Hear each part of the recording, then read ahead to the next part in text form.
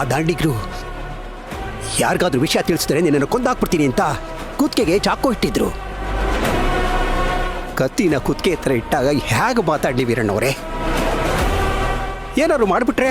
ಏನು ಮಾಡಕ್ಕಾಗ್ತಿರ್ಲಿಲ್ಲ.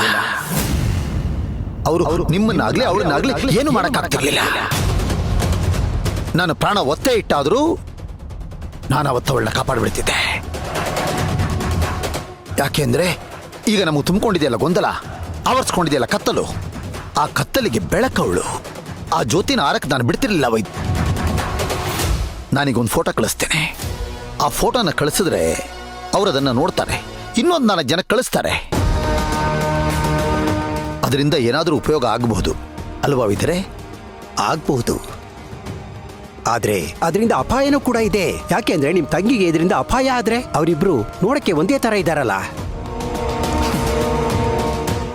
ಅದರ ಅರಿವು ನನಗಿದೆ ವೈದ್ಯರೇ. ಆದರೂ ಏನಾಗುತ್ತೋ ನೋಡೋಣ. ನಾನು ಬರ್ತೀನಿ. ಅಲ್ಲ ವೀರಣ್ಣವ್ರೆ, ನಂದೊಂದು ಪ್ರಶ್ನೆ.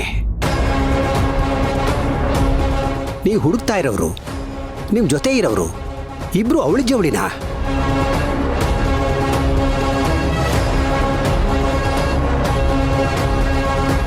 ಅವಳಿ ಜವಳಿನೇ.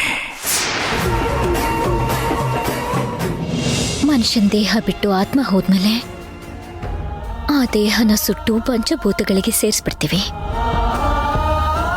ಇನ್ನು ಕೆಲವರು ಭೂಮಿ ತಾಯಿಗೆ ಅರ್ಪಿಸ್ಬಿಡ್ತಾರೆ. ಆದ್ರೆ ರತ್ನಮ್ಮ ಅವರು ಅದೆಲ್ಲಕ್ಕಿಂತನೂ ಭಿನ್ನ ಅಲ್ವಾ? ದೇಹನೇ ದಾನ ಮಾಡ್ಬಿಟ್ರು. ಅವ್ರಿಗೆ ಮಾಡ್ಬೇಕಾಗಿರೋ ಕಾರ್ಯನ ನಾ ಮಾಡ್ಲೇಬೇಕು. ಅದು ನಮ್ಮೆಲ್ರೂ ಕರ್ತವ್ಯನೂ ಹೌದು, ಜವಾಬ್ದಾರಿನೂ ಹೌದು.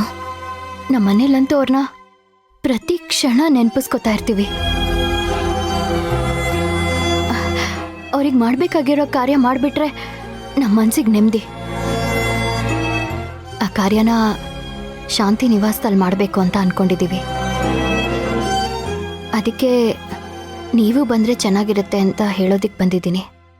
ಅಷ್ಟರಲ್ಲಿ ನೀವು ಅದನ್ನೇ ಹೇಳಿದ್ರಾ? ಒಟ್ಟಿಗೆ ಮಾಡೋಣ ಅಲ್ವಾ? ನಿಜವಾದ ಮಾತು ಸಾಧನ ಅವರೇ. ಅವ್ರ ಗುಣ, ನಗು, ಮಾತು, ಪ್ರೀತಿ, ವಾತ್ಸಲ್ಯ ಇವೆಲ್ಲ ನೋಡಿದ್ರೆ ನಮ್ಮ 2 ಕುಟುಂಬಗಳಿಗೂ ಅವ್ರಿಗೂ ಏನೋ ಏನೋ ಹಳೆ ಬಾಂಧವ್ಯ ಇದೆ ಅಂತ ಅನ್ಸಲ್ವಾ?